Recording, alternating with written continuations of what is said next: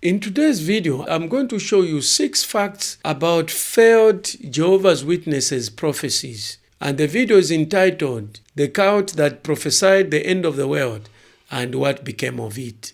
With the numerous failed prophecies of the Watchtower Society, also known as Jehovah's Witnesses, or how can a person in his normal senses still continue to believe that he belongs to the true church of Jehovah? Because the Bible clearly gives us a warning of false prophets. And it tells us when a prophet prophesies something and it does not come to pass, such an individual is a false prophet and should not be believed.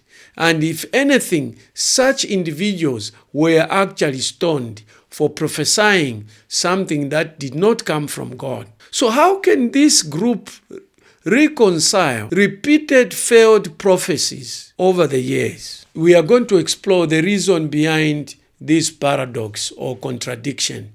Now, over the years, since the Watchtower Society was established in 1872 by Charles Taze Russell, the organization has made several prophecies about the return of Christ, the end of the world, and biblical prophecy in general. While many of these predictions formed the Jehovah's Witnesses belief system, all the prophecies about the end of the world and the return of Christ have lamentably failed to come to pass. So in this video, I'm going to discuss with you the most significant predictions or prophecies of the Watchtower Society that did not come to pass, and how the Watchtower Society and the governing body in particular did to actually respond to these failed prophecies or predictions. We go way back to 1874, 2 years after the establishment of the Watchtower Society. In 1874, Charles Russell Tazo predicted the invisible return of Jesus Christ. One of the earliest major predictions was the claim that Jesus Christ will return invisibly to earth in 1874. This was based on Russell's interpretation of the Bible chronology and the belief that the second advent had already begun. However, no observable events took place to mark this invisible return. By 1930, under the leadership of Joseph F. Rutherford, the organization shifted the date of Christ's return to 1914. And at that point, there was already a belief that the second advent had already begun. Now remember that Charles Russell Tazo had some connection with Seventh-day Adventist. Charles Tazo Russell's predictions, you can be found in his book entitled The Time is at Hand, 1889, by Charles Tazo Russell, page 101. So let's go to the second prediction of Jesus' return in 1914. Based on the calculations from the book of Daniel, Russell and his followers believed that 1914 would mark the end of the world and the visible return of Jesus Christ on earth. And for them, this was the expected beginning of the 1,000 reign of Jesus Christ on earth and the end of the world as we know it. Unfortunately, 1914 came and went and nothing happened. Today is 110 years since that prediction was made that the world was coming to an end and the world system would end as we know it, and that Jesus would begin his visible reign here on earth. 110 years have passed. Nothing has happened.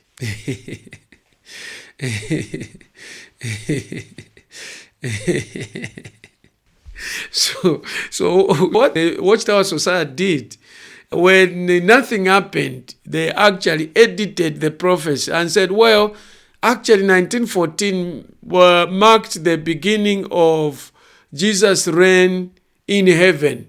That Jesus had invisibly begun to reign in heaven in 1914. Give me a break. But Jesus has already been invisibly reigning from the time that he resurrected. But they still insisted that the end of the world is imminent. I don't know why Jehovah's Witnesses base their doctrine and their evangelism on threatening people, on fear, creating fear, pouncing on the lonely and the vulnerable. But they still insisted that the end of the world was imminent. This information is from Jehovah's own source entitled Jehovah's Witnesses Proclaimers of God's Kingdom, 1993, page 135. If you're enjoying this video, don't forget to subscribe to this channel so that YouTube can make this message known to more people. Next, we go to 1925, where the Watchtower Society predicted that the Old Testament patriarchs would resurrect. After the disappointment of the 1914, when the world did not come to an end, the Watchtower Society set its eyes on another date, and that is 1925. According to them, in 1925, the Old Testament patriarchs like Abraham, Isaac, and Jacob, who would be resurrected to a paradise earth to be able to live forever here on earth. This comes from a source entitled Millions Now Living Will Never Die, 1920, written by Joseph F. Rutherford. 1925 also came and went. No resurrection of the patriarchs. And as a result of this, the organization faced serious backlash, such that many of the Jehovah's Witnesses actually stopped being followers of the Watchtower Society. Despite facing the backlash, the Watchtower Society continued to hold on to their belief that the end of the world was near. You find this in Jehovah's Witnesses in the Divine Purpose, 1959, page 52. Let's go to the fourth prophecy or prediction that lamentably failed to take place, and that is the imminent end of the world during the Second World War. Jehovah's Witnesses never learn. So moving on to the fourth prediction that Jehovah's Witnesses made, Joseph F. Rutherford predicted that the World War II would culminate into Armageddon, which is the final battle between God and forces of evil. And shortly after, the world would end and paradise would begin. To his shock and the shock of all Jehovah's Witnesses, the war ended without Armageddon. Shortly after that, Jehovah's Witnesses came up with new predictions as the organization adjusted its expectations. That's September 25, 1941. Let's go to the fifth failed prediction or prophecy of Jehovah's Witnesses, and that is the 1975 end of the world prediction, and that is the world is coming to an end in 1975. This is the most famous failed prediction of Jehovah's Witnesses. According to the Watchtower literature, 1975 marked the end of 6,000 years of human history. And many Jehovah's Witnesses believe that this would signal the start of the 1,000-year reign of Christ. The publication Life Everlasting in Freedom of the Sons of God heavily implied that 1975 would be the likely date of Armageddon. Life Everlasting in Freedom of the Sons of God, 1966, page 29 to 30. And as a result of this, many Jehovah's Witnesses made life changes, selling their homes, quitting their jobs, expecting the end of the world. However, 1975 again came and passed, with the world remaining as it has always been.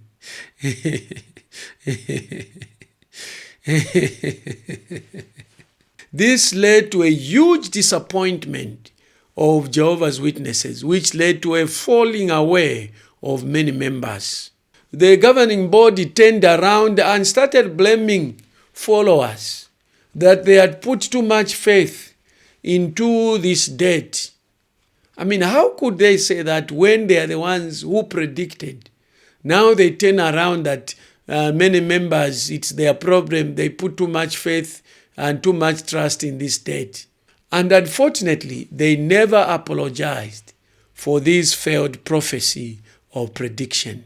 People's lives were shattered. They were disappointed. They were disillusioned. People had sold their homes, now had to start looking for new homes. People had quit their jobs, have to start looking for new jobs. How possible that people could still continue to believe that such an organization is God's representative on earth? It's a true church of Jehovah. Let's go to the final prediction or failed prophecy of Jehovah's Witness. And that is the generation of 1914 will not die until Armageddon comes. I actually found a picture of the Watchtower in which this was predicted. And this was based on the interpretation of Matthew 24, verse 34, which says this generation will not pass away until all these things happen. Until all these things happened. Now, as time passed, the members of 1914 generation grew older and older until they all died. And Armageddon was nowhere in sight. And we are still here today.